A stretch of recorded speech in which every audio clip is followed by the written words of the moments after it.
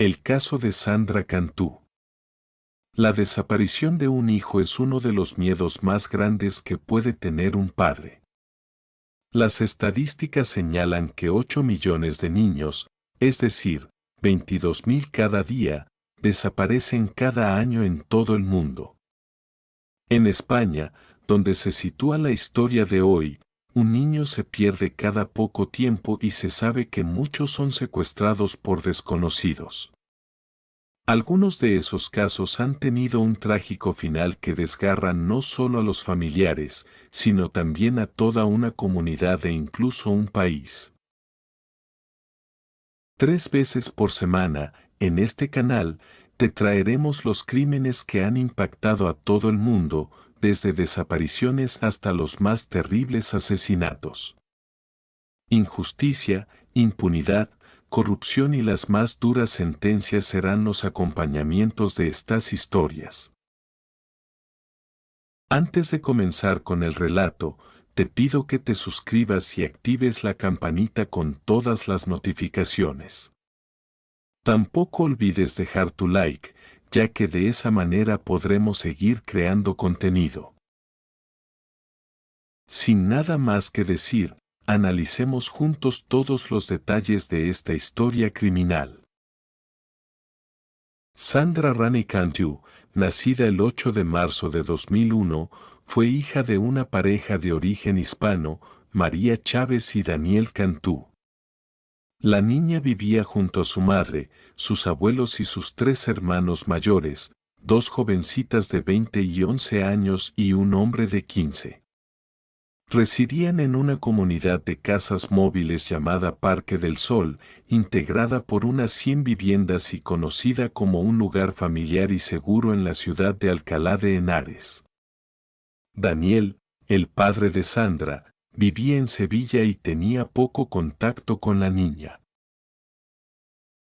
Alcalá de Henares es una ciudad de unos 200.000 habitantes ubicada en las afueras de Madrid, España.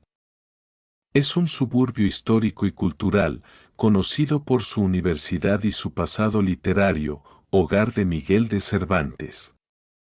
Sin embargo, la ciudad también ha crecido como un centro de servicios y logística, aunque mantiene un fuerte sentido de comunidad. En esa ciudad se asentó la familia de Sandra, la niña de pelo largo y castaño claro con reflejos dorados por pasar mucho tiempo bajo el sol. Estudiaba 2º grado en la escuela primaria Melchor de Jovellanos. A esta niña dulce e inocente, brillante y amigable, le gustaba mucho visitar a sus amigos del vecindario, hacer volteretas y leer libros infantiles. Por ser muy conversadora, hizo amigos donde quiera que fue y siempre estaba dispuesta a ayudar. Su personaje favorito era Hannah Montana. El viernes 27 de marzo de 2009, después de la escuela, la niña de 8 años estuvo en la casa de una amiga y luego regresó a su hogar cerca de las 4 de la tarde para reportarse con su familia. Enseguida volvió a salir diciendo que iba a jugar en la casa de otra amiga. Los niños del vecindario acostumbraban jugar en las casas de cada uno y en los espacios abiertos del parque, como una cancha de baloncesto y una piscina. Esa tarde fue atípica porque pasó el tiempo y Sandra no volvió a casa. Eso fue algo muy extraño, pues sabía que siempre debía regresar a reportarse con su madre. Para la hora de la cena, todos estaban ya muy angustiados por la ausencia de la niña. Además, averiguaron que la amiga a la que Sandra dijo que iba a visitar no estaba en casa esa tarde. Sandra sabía que no debía salir de la urbanización y nunca lo había hecho. Muy asustada, a las 7:53 de la noche, la familia llamó a la policía local para informar la desaparición de Sandra. Los agentes comenzaron la búsqueda partiendo desde la casa de la niña, se expandieron por todo el vecindario. Recopilaron imágenes grabadas por una cámara de vigilancia cerca de la residencia familiar. En ella se pudo ver a Sandra cruzando la calle frente a su casa. Ese video se reprodujo en los canales de televisión dedicados a noticias en el país con el fin de ayudar a encontrar a la pequeña. La policía realizó una búsqueda profunda en el complejo de casas móviles y entrevistó a todos los habitantes del lugar, pero no obtuvo resultados. Entonces, la Guardia Civil entró en acción como apoyo. Durante el fin de semana del 28 y el 29 de marzo, perros, policía, equipos secuestres, vehículos todoterreno y un helicóptero de la Guardia Civil se sumaron a la búsqueda de Sandra. Las labores fueron intensas e involucraron a más de 250 personas de 13 organismos. Los buzos se internaron en el lago cercano, pero no hallaron nada. Los agentes visitaron casa por casa de la urbanización haciendo preguntas a todos los residentes y examinaron todos los autos. La búsqueda no paró en ningún momento. Incluso las autoridades ofrecieron una recompensa de 22,000 pesos por información sobre el caso, pero no hallaron rastros de Sandra.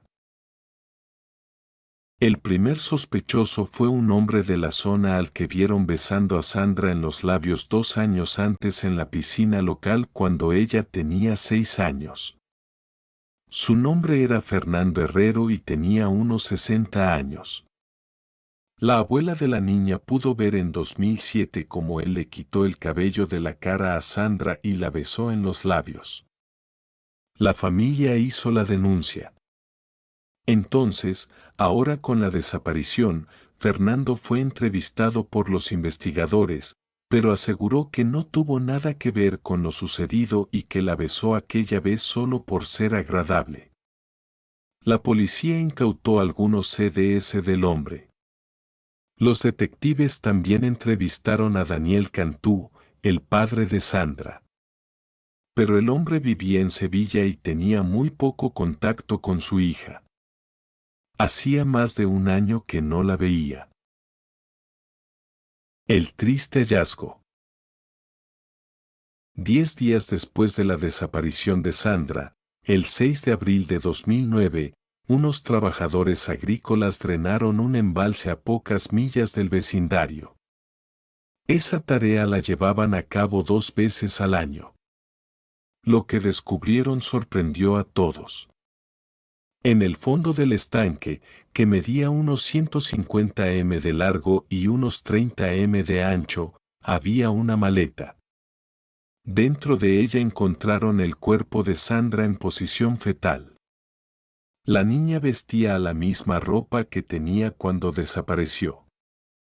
Una franela del personaje Hello Kitty que una vecina le regaló semanas antes por su cumpleaños y unos leggings negros. El horrendo crimen conmocionó y aterrorizó a los habitantes de Alcalá de Henares y la familia de la pequeña quedó devastada. Durante días, decenas de personas dejaron flores, carteles, velas y animales de peluche en el vecindario como homenaje a Sandra. Una autopsia estableció que Sandra fue golpeada y abusada sexualmente con un objeto extraño antes de ser asfixiada, mientras que los resultados de toxicología mostraron que había ingerido un poderoso sedante, alprazolam. Además, identificaron a quien pertenecía la maleta. Los expertos de la Guardia Civil elaboraron un perfil preliminar del responsable del horrendo crimen.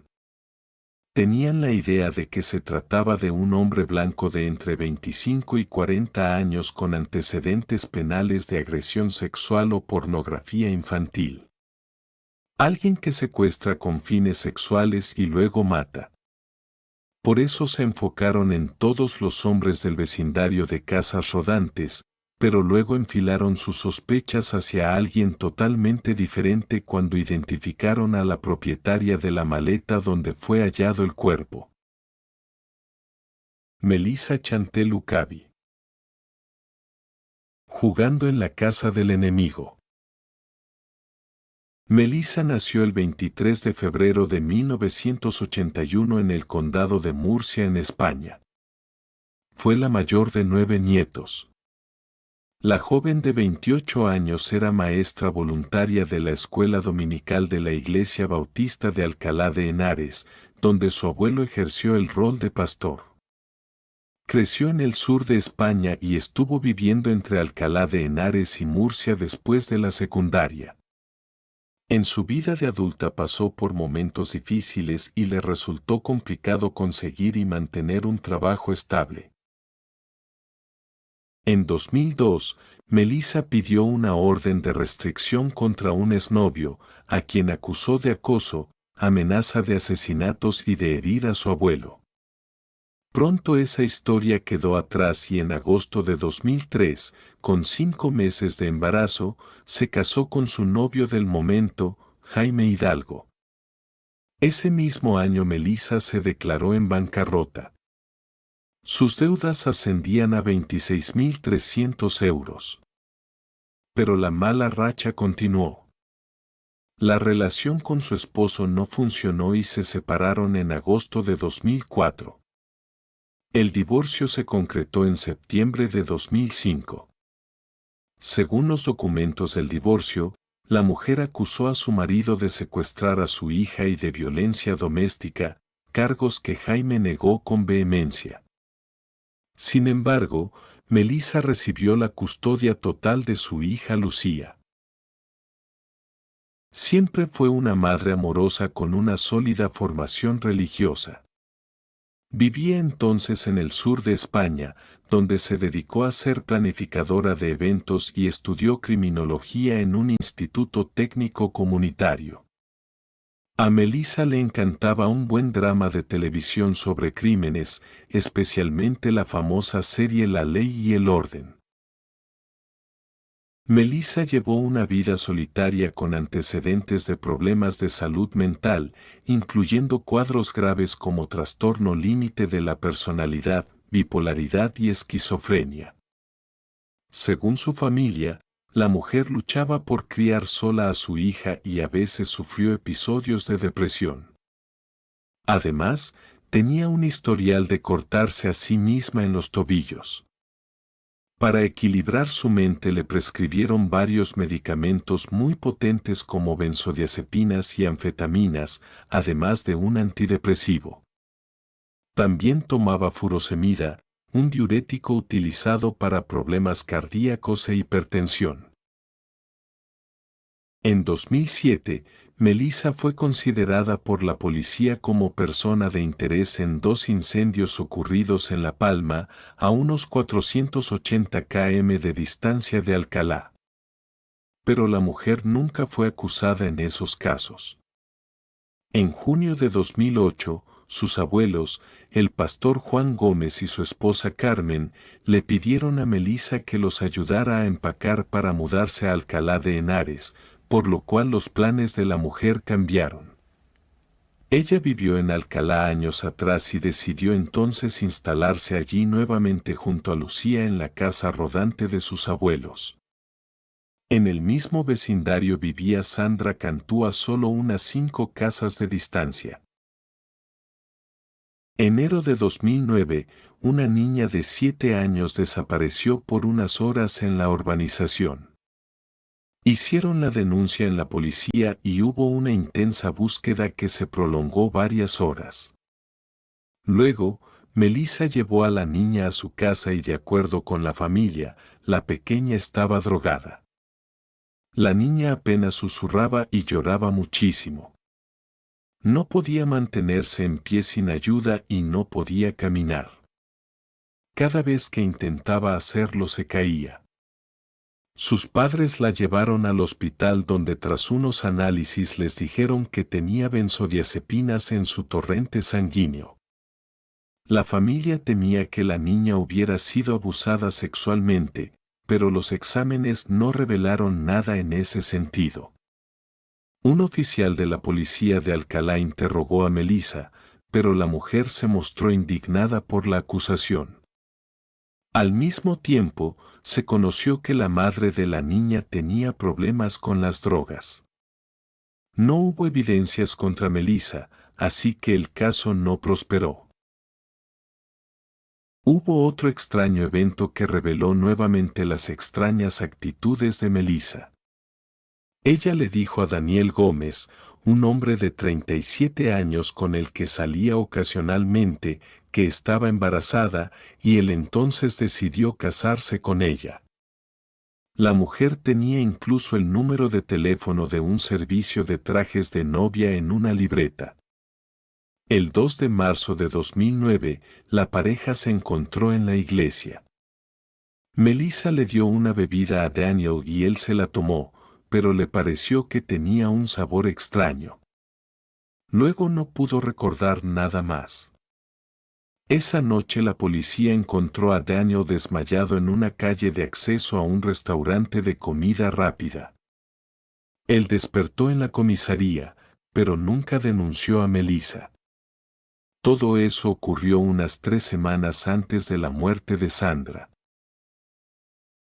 El día que Sandra desapareció, mientras la policía rastreaba la zona, Melissa le envió un mensaje de texto a María, la madre de la niña. Le pidió informar a la policía que le robaron algo de su casa ese mismo día alrededor de las 4 de la tarde. Agregó en el mensaje que no sabía si ese dato hacía o no una diferencia en la investigación. Previamente, Melissa había llamado al gerente del predio de casas rodantes para reportar que le robaron una maleta negra que supuestamente había dejado a la entrada de su casa. También declaró ante los medios sobre la pérdida de su maleta.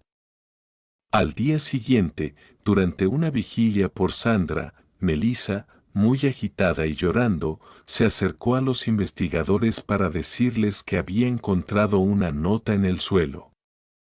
El papel escrito con varios errores ortográficos decía: cantó encerrada en una maleta arrojada al agua en las calles Bajetti y Whitehall, testigo. Luego, de repente la mujer se relajó por completo. Su conducta llamó la atención de los agentes. Para el momento de la muerte de Sandra, Melissa se encontraba en libertad condicional por un robo a una propiedad en la provincia de Murcia en 2006. Sin embargo, nunca antes tuvo registro por alguna conducta violenta. 2 días antes de que apareciera el cadáver, la mujer fue internada en un hospital local. Dijo que se había tragado accidentalmente una hojilla mientras caminaba dormida, lo que a todas luces parecía encubrir un intento de suicidio. Antes del descubrimiento del cuerpo de Sandra, Melissa no fue percibida como sospechosa.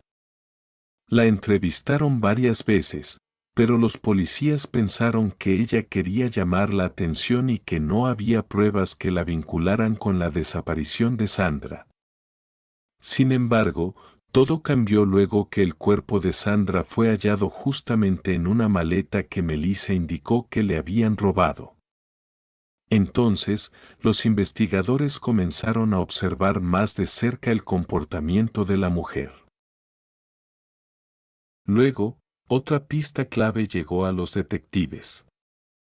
Un infante de marina retirado y su esposa informaron a la policía que habían visto a Melissa y su camioneta en el estanque de riego ubicado en su propiedad en las calles Betty y Val entre las 5:30 y las 6 de la tarde del 27 de marzo.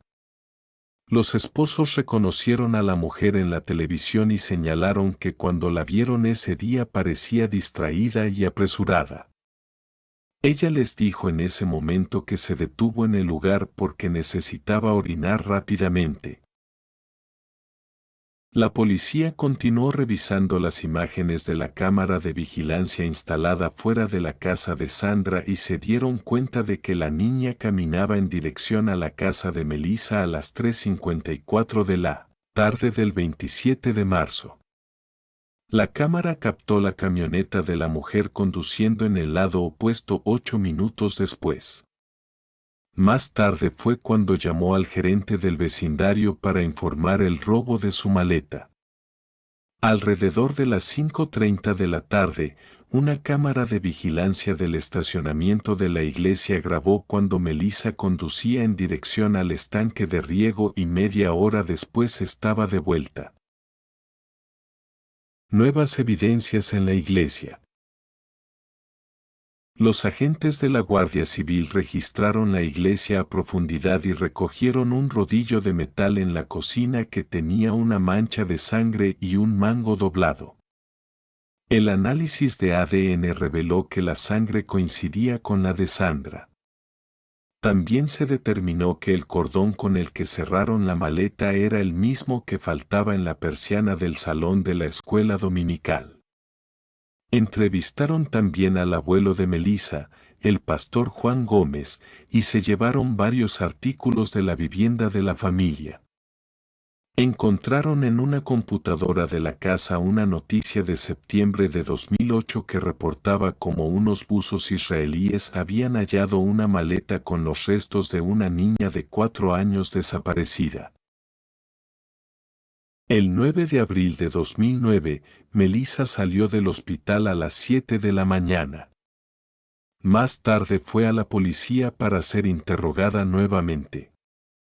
Después de 1 hora de entrevista le pidieron que regresara al día siguiente. El 10 de abril estuvo 6 horas bajo un intenso interrogatorio.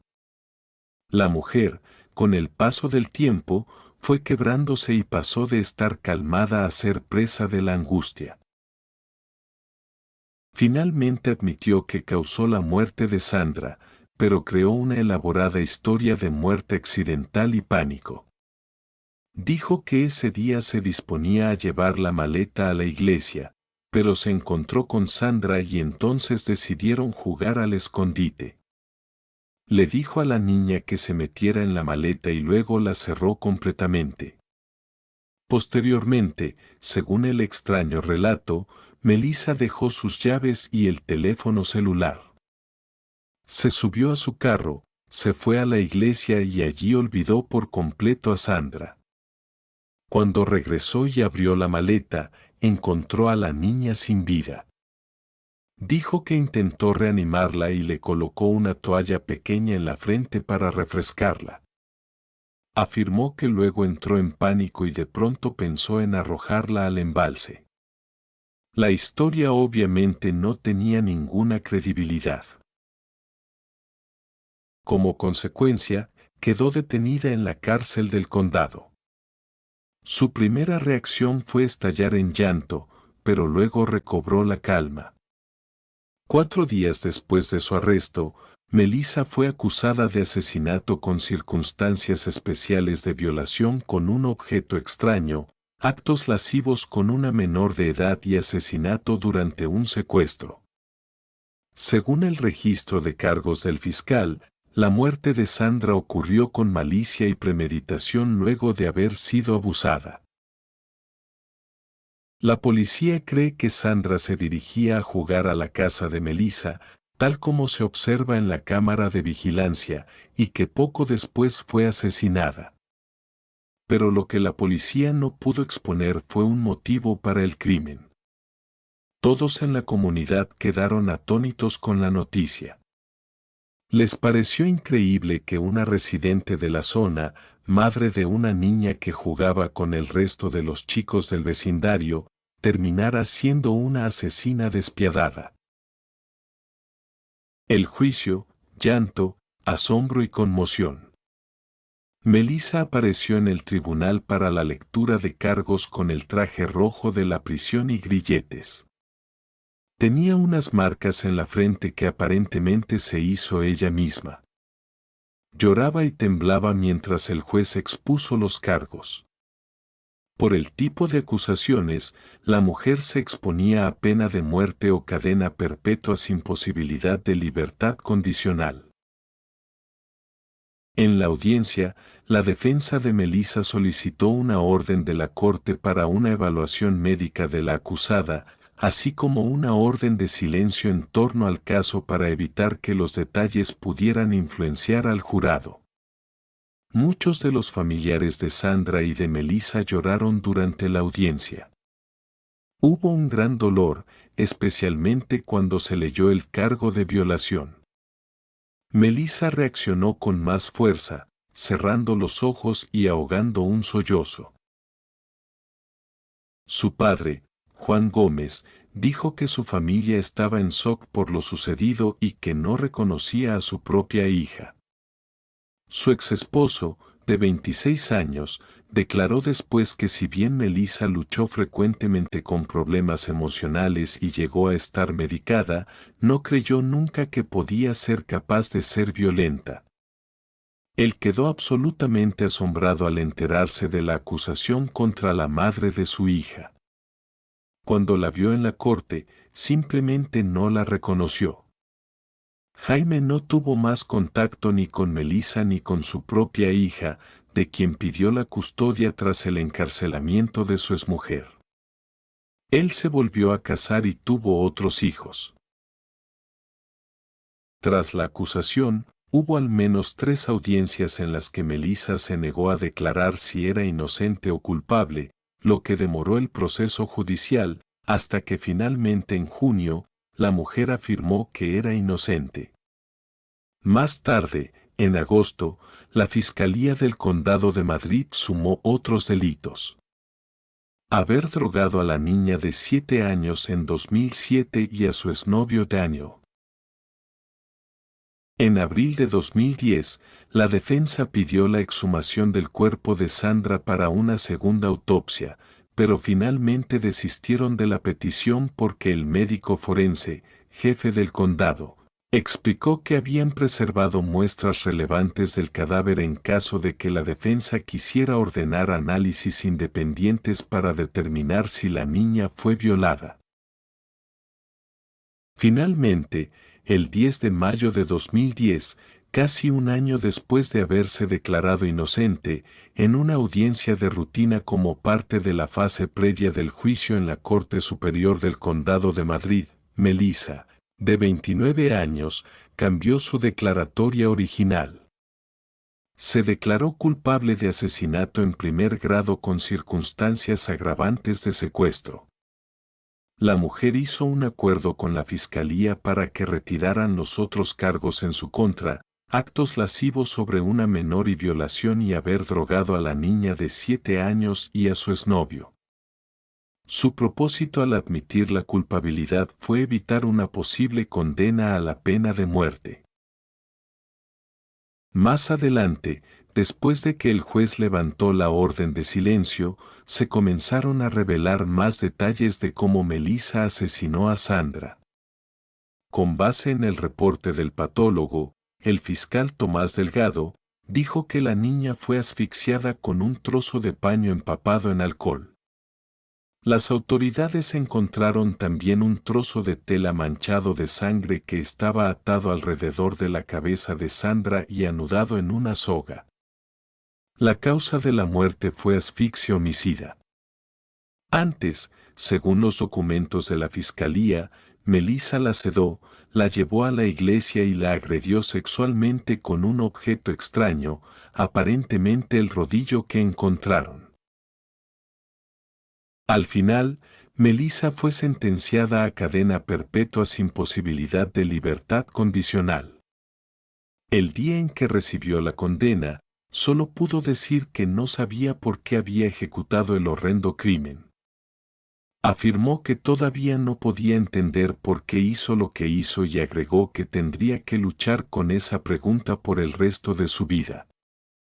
Sollozando pidió perdón a la familia de Sandra, a quienes les dijo que nunca debió apartarla de ellos. Admitió que les debía una explicación, pero que todavía no podía entender las razones de sus actos. Ese día Melissa también negó haberla violado. Le dijo a María, la madre de Sandra, que ella no sufrió y que no hubo abuso sexual. Le pidió a María su perdón, aunque admitió que no se imaginaba a sí misma perdonando a alguien que le hiciera daño a su hija. Pero las afirmaciones de Melissa fueron desmentidas por el informe del patólogo, el cual reveló que Sandra sufrió un corte en el labio inferior, una abrasión en el codo y lesiones en los genitales. Las pruebas de toxicología también encontraron en el cuerpo de la niña rastros del medicamento alprazolam. También se demostró que era de Melissa la caligrafía de la supuesta nota que indicaba que el cuerpo estaba en una maleta. La gran incógnita que aún persiste es por qué lo hizo. El historial de trastornos mentales de Melissa parece ser clave. Ella fue diagnosticada con trastorno límite de la personalidad, una enfermedad que afecta la forma en que las personas se sienten sobre sí mismas y frente a los demás. El fiscal del caso llegó a especular que Melissa mató a Sandra simplemente para llamar la atención. Esto se conoce como síndrome de Munchausen por poderes. Otras versiones apuntaron a que la causa del crimen tuvo que ver con celos, porque Sandra era una niña amada por todos y probablemente su propia hija, Lucía, no despertaba esa admiración. Pero al final estas son especulaciones. De lo que sí están seguros los investigadores es que fue un crimen planificado y creen que drogando a la otra niña de 7 años y a su exnovio, Melissa estuvo haciendo prácticas para luego ejecutar el asesinato de Sandra. El caso de Melissa llama la atención no solo por su crueldad, sino también porque es poco común que las mujeres cometan este tipo de crímenes. Solo entre el 5% y el 15% de los depredadores sexuales son mujeres. Y cuando las mujeres matan, es más probable que sus víctimas sean personas cercanas a ellas, como sus hijos o cónyuges. Los psicólogos forenses dicen que las mujeres que matan tienen antecedentes y motivaciones que a menudo son bastante diferentes a las de sus contrapartes masculinas. El caso de Sandra rompió con todos estos paradigmas. Y la motivación de Melissa para acabar con la vida de la niña sigue siendo un misterio. Y bueno, querido espectador, aquí termina la historia criminal del día de hoy.